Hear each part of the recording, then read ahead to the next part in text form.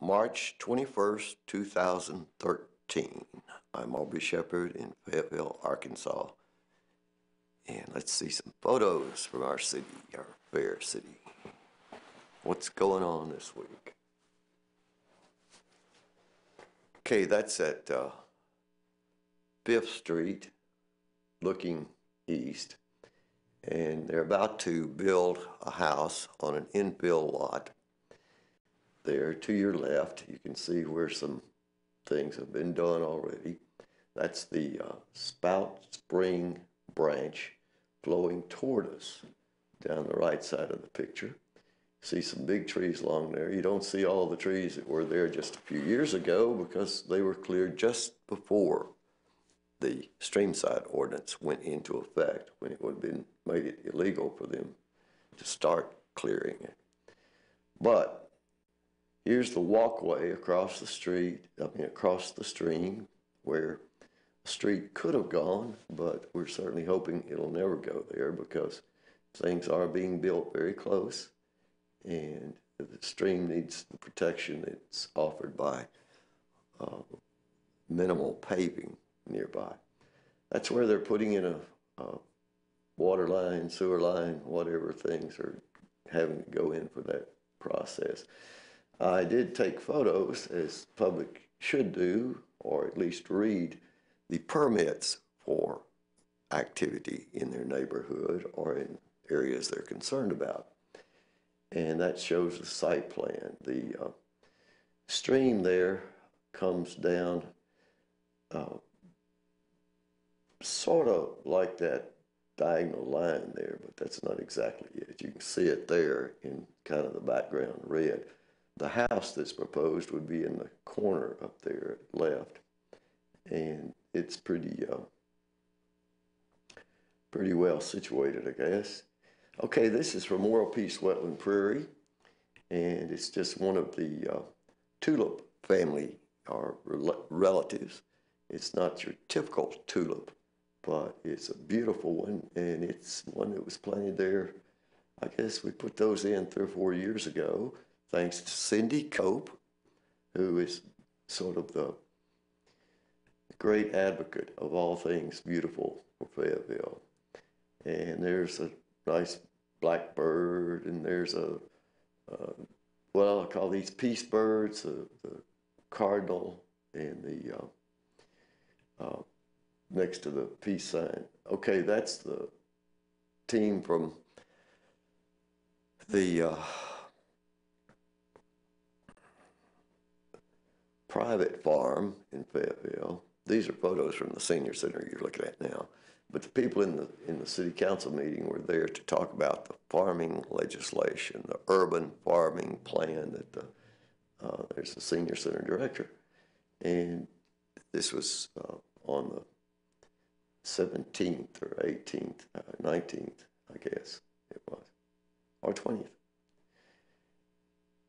But anyway, the city did approve doing a study on urban farming for our cities to authorize more people with suitable land and good intentions to actually raise their own food. This is a big national movement. In fact, it's sort of a worldwide movement because people are trying to learn to farm if they don't remember. Some of the people my age and older knew all about it because they grew up, like Lionel Jordan and my old fishing buddy there at Wright. He grew up when you could still farm in town and in nearby adjacent areas, and they gradually outlawed so many things that were important. That's the cooking crew. That's the chef at left and her main supporters in the kitchen. And Lionel's in there talking to those ladies because he appreciates working people, and he knows that the ones who put the food on the table aren't just farmers. Somebody's got to prepare it, and those ladies do a great job. Until next time, this is Aubrey Shepherd asks you to do your part to help keep the water clean, the air pure, and the woods green. Hello, Aubrey Shepherd again on the 21st 21st of March, 2013, and with a whole bunch of photos from the outdoors in Fayetteville, Arkansas.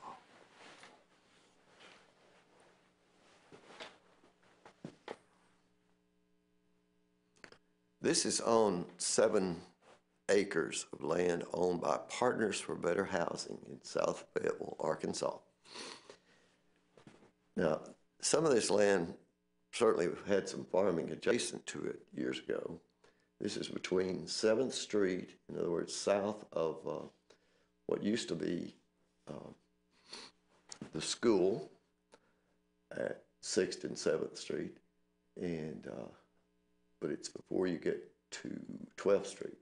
Now, you see some of the trees there that are quite interesting, and for the housing development to go in that's planned, of course, most of these trees would be gone. That's why this particular formation, it's like a piece of statuary that might be prized and set up in a city somewhere, but this is natural. And you see the way the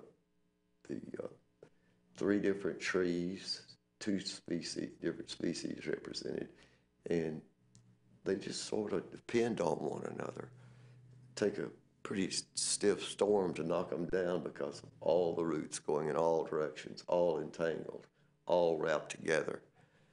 Sort of a unity project, isn't it? Maybe in this case we should call it a trinity of trees.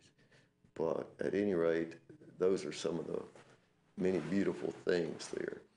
This is a view from the partner's land down at the south end of it, and this is property adjacent to it, older houses on each side, and with big yards, not infill. So those folks have room to garden, and historically they were on the edge of that wetland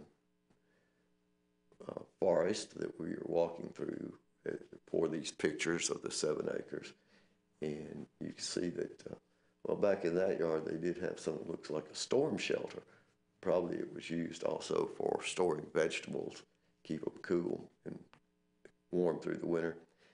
That's the existing housing development to the south. That's public housing. And notice that from the partner's land, that view was so you saw the apartments at the right, and they're downhill from there. And so the result of any changes in the land upstream, any paving of all those wooded wetland acres would result of possible flooding of those apartments. Now this is an example of how they mark the trees to identify them. I'm sure there is a list, which I haven't gone over, of what trees they expect to save, and it tells the species of these trees. And of course, in the background there, you're seeing the Head Start, EOA Head Start that's on, I guess that's on Wood Avenue. So that's where most of the water from this project would come out. Now that is a big hackberry tree. And that facility has flooded in the past. So all the water needs to be contained and allowed to soak in on this development should it go forward.